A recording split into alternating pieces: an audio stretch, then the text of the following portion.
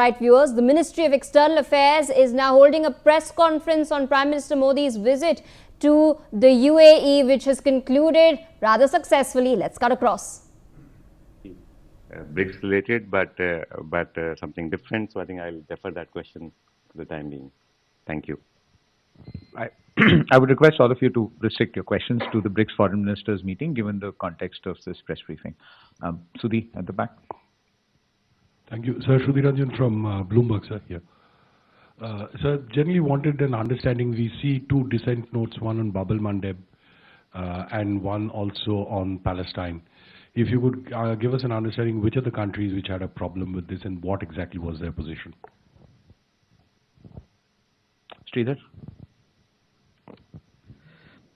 So, talking about these two paragraphs Shruti just spoke about, why would anyone oppose navigation through Bab el-Mandeb, and also on the Palestinian issue, one would presume that all of them are on the same page, and also the fact that India could not evolve a consensus on all issues. Does it make it very difficult for a complete consensus for the Leaders Summit? And just one final thing, if I could just sneak it in, right after UAE was a participant and the PM just went to the UAE. So are we to presume that we have sort of reconciled to the fact that we have to throw in our lot with one one part of the divide and so on? Thanks. Kallol? Sir, Kallol from The Hindu. Sir, considering that the language on Palestine in the BRICS chair statement and the outcome document is very clear. It calls for the creation of the Palestinian state with East Jerusalem as its capital. Considering the fact that the Prime Minister of India visited Israel just 2.5 months ago, and considering the close relation that we have with Israel, is this indicative of a shift in India's policy towards the region, or is it somehow rooted in some sort of historical continuity? Because we have not seen that sort of categorical statement on the creation of the Palestinian state with East Jerusalem as its capital in quite some time from the government of India. Keshav? Thank you, Secretary. Keshav Padmanabhan from The Print. Just on paragraph 26, which is where you have the dissent on Palestine, was the issue with regards to supporting the Palestinian Authority for their reforms?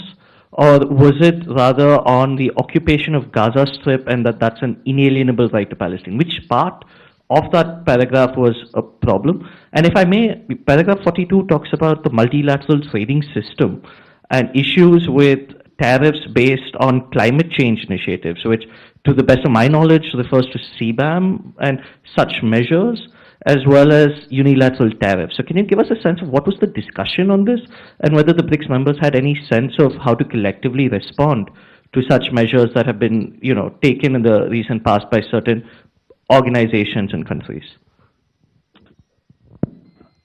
Well, thank you very much. I think I'll start with the last question, perhaps, about the discussion and references to economic matters, particularly the unilateral measures or positions or regulation that country may have related to trade or trade-related aspect. You mentioned climate in this case.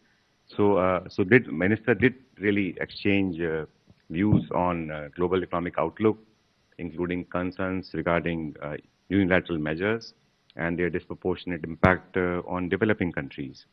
Now, I would like to also mention here that the discussion was guided by BRICS' long-standing commitment, BRIC as a grouping, to a rule-based, non-discriminatory, transparent and inclusive multilateral trading system with WTO at its core.